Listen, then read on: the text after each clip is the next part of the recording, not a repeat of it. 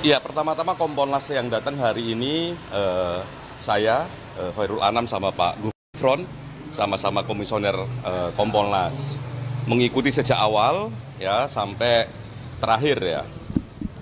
Terakhir ini artinya sudah ada pendalaman dan sebagainya, tinggal memang narik kesimpulan, walaupun masing-masing peserta gelar sudah memberikan pandangan, tinggal disusun.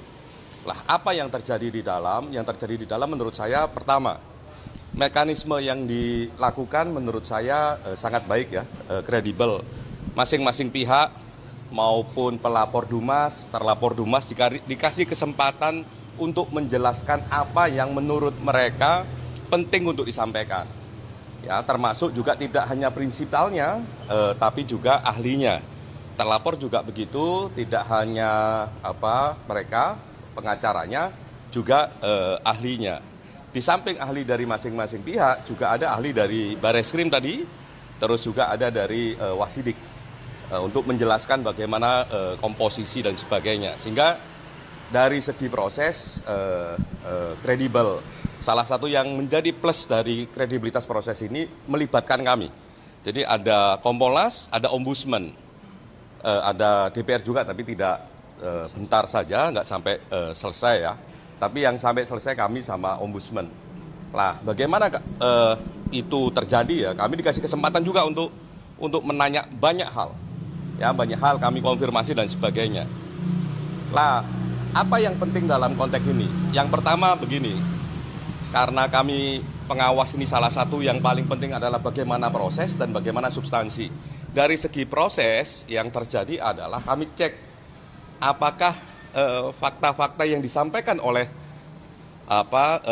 pelapor maupun terlapor sudah dikerjakan ataukah belum oleh rekan-rekan penyidik.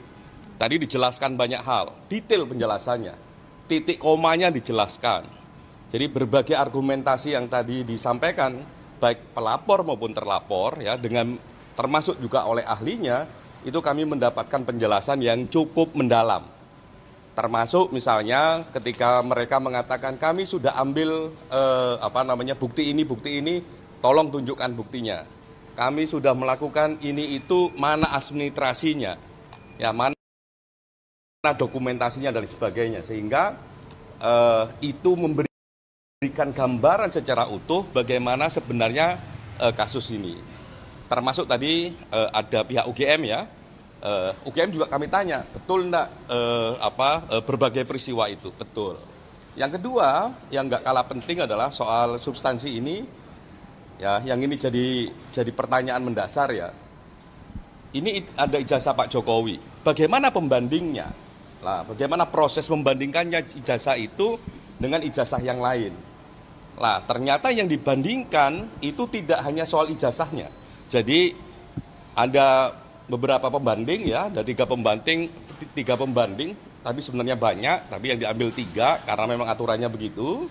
Nah, itu yang dicek pembandingnya tidak hanya soal ijazah, tapi soal semua berkasnya. Jadi ada kurang lebih 19 sampai 20 item pembanding di situ.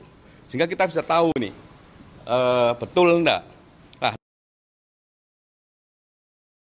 dalam konteks perbandingan itu yang dicek per dokumen ya, per dokumen dicek, terus kondisi common historicalnya dicek. Misalnya kok kondisi common historical itu kalau ada pertanyaan gini, ini kok ada ijazah satu pakai profesor satunya enggak, atau pakai pakai SOE pakai itu juga dicek. Lah, kami mendapat penjelasan yang menurut kami penjelasannya sangat komprehensif, baik dari UGM maupun dari penyidik, termasuk juga dari lapor. Jadi lumayan itu penjelasannya.